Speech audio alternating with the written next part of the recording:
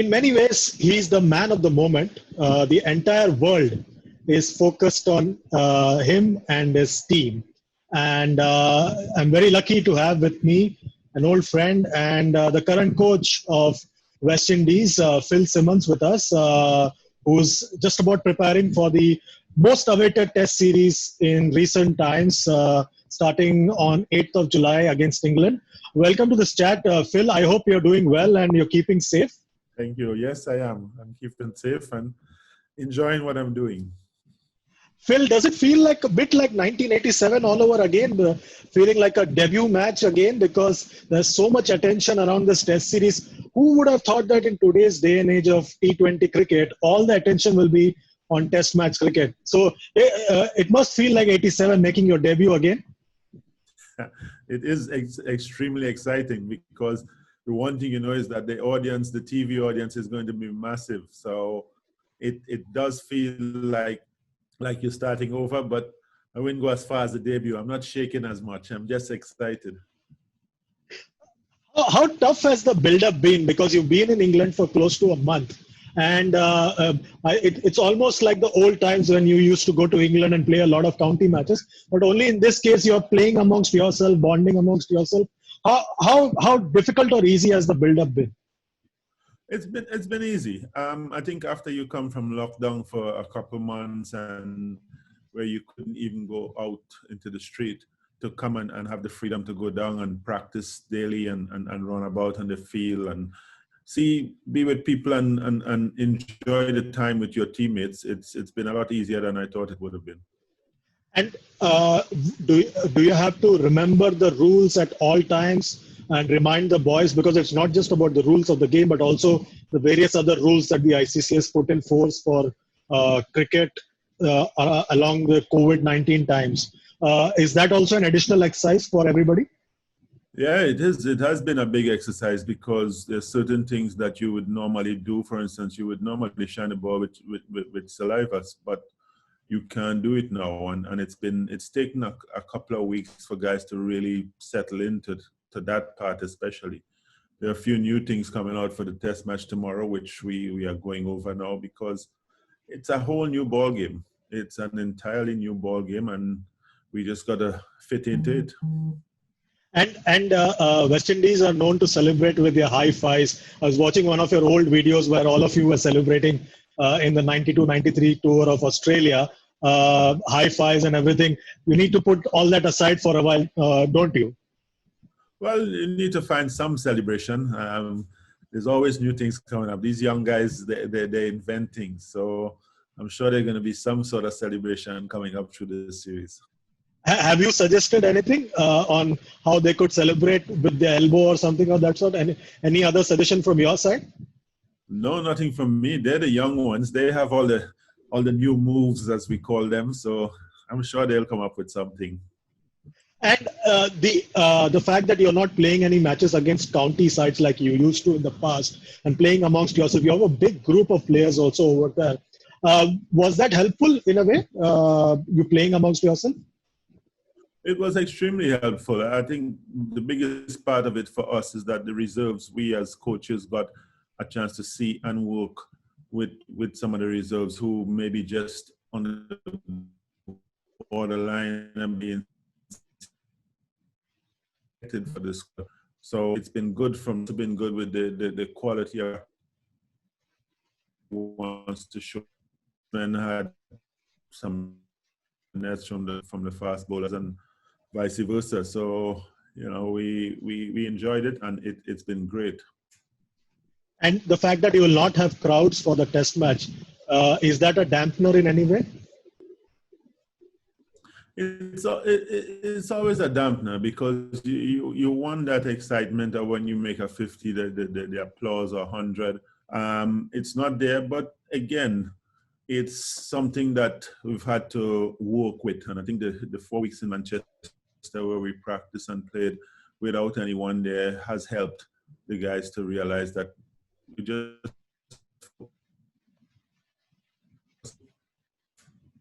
And how important do you think is this series for the future of the sport? Because there is more at stake, not just the the outcome of the series, but also about the sport? Do you think that there is a bigger picture at stake because of what has been going on in recent times?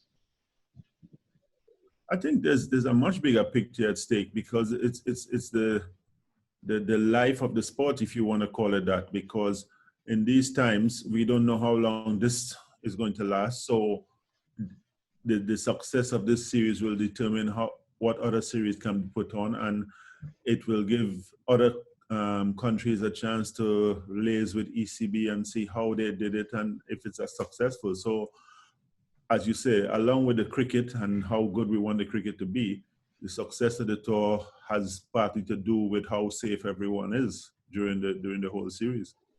And is there any kind of fear at all from family and friends? And because there's paranoia all over because of this pandemic, how are you coping with it yourself and the players themselves? I think there's always going to be a little bit of panic all over. As you say, it's affecting the world, and people's children are out here, people's husbands, brothers, sisters are here. So everybody wants it to be safe. I think the guys have not outwardly shown, well, look, we're stressed here. They've been enjoying it. They've been trying to keep to all the protocols and make sure that when we leave here, everyone's still safe. And you spoke about going to training, but have you been able to go out in the city, or you've just all been cooped up in your hotel rooms? No, we don't leave the compound.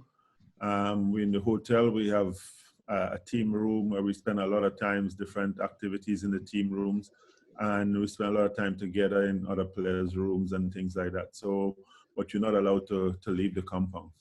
So it's a lot of Netflix and Amazon Primes to watch as well. Definitely, there's been a lot on Netflix. Any show that you would recommend to everybody? I would recommend people watch Last Dance. Very good choice. Very good choice. And in terms of the series itself, there are lots of interesting elements to the series as well. It's in a way, it's become the battle of the all-rounders. Your captain, who's like the number one all-rounder, and who's always under the radar, who never really is not really the flashy kinds. And then you've got Ben Stokes, who's going to be his rival captain from tomorrow in the test match tomorrow. How do you see that matchup? Because you've seen both of them very closely. I think it's going to play out as an integral part of the series.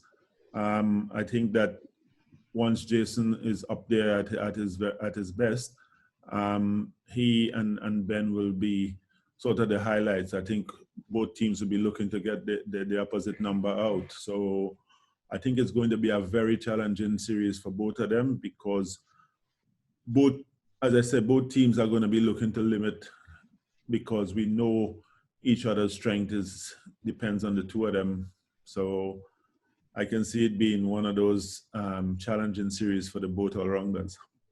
And do you see as this series as being the contest between the two bowling attacks? Because both the bowling attacks are well matched, and both of you have got world-class bowlers at your command. Do you see as a battle between the two bowling attacks?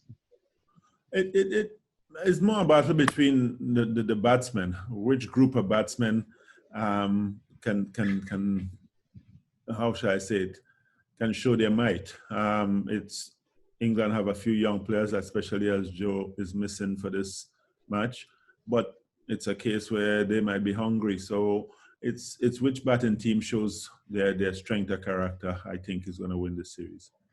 You spoke about Joe. How big a impact will his absence be on the first test match? I think it will be a huge impact for England. It's their captain, it's their leader, but at the same time, they've got a lot of experience in their team too. So Ben will have a lot of support from the experienced players. And the other important aspect of the series is the fact that both the teams are going to be wearing on their shirt the Black Lives Matter logo. How big a statement is that in your view? It's huge. It's huge. It's a statement. It's a statement that needs to be out there. It's a statement that needs to be sounded, especially at the highest level of this sport, of our sport, because I think more attention needs to be put on it from the leaders of our sport, at the top of our sport.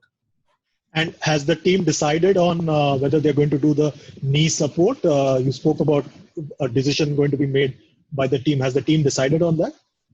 Well, they have a couple things in their inbox, and after practice today, we're gonna make that final decision.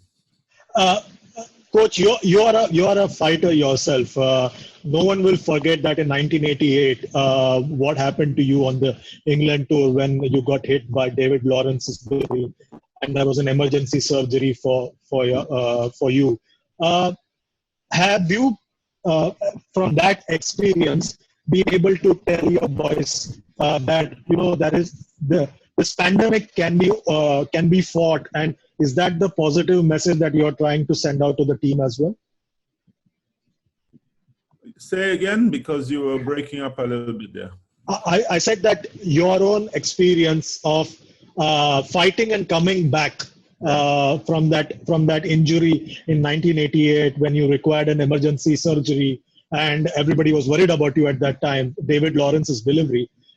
You fought and came back. So you are the perfect embodiment of the fact that you can fight and you can live to tell the tale another day. So is that the kind of spirit that you try and invoke and pass on to your team, even in these tough times with pandemic and so on and so forth?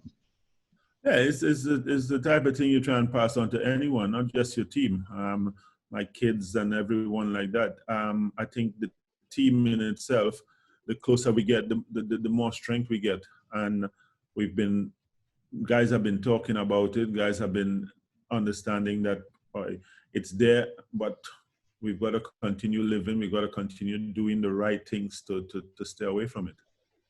And you're in your second stint with West Indies. How do you look back at the last 8-9 months that you've been with the side again? Is it a change side? Because I see the test side being a lot more settled and the white ball squad under Pollard also being a lot more settled. So you've got two distinctive squads and both look very settled now. Yeah, it's a big difference. It's a lot of backing from upstairs. It's a lot of I've been given the confidence that, hey, we've got to move these two teams forward, and with the new selection panel and everything like that, it's good that we are all thinking in the same direction with the captains. So it's been moving really well. And working with Jimmy Adams, the director of cricket, you played a lot of cricket with him. So but is that also useful? Because you know somebody who's played with you is in charge as well on the other side.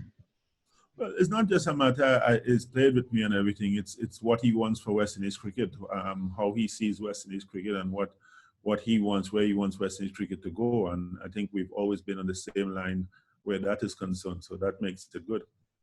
And last couple of questions. Will you be doing like regular quiz contests with the players just to remind them of the rules on what is allowed and what is not allowed? That's a good way of testing if they've really heard you. We have one of them this evening. So, so who's the quiz master? Me, of course.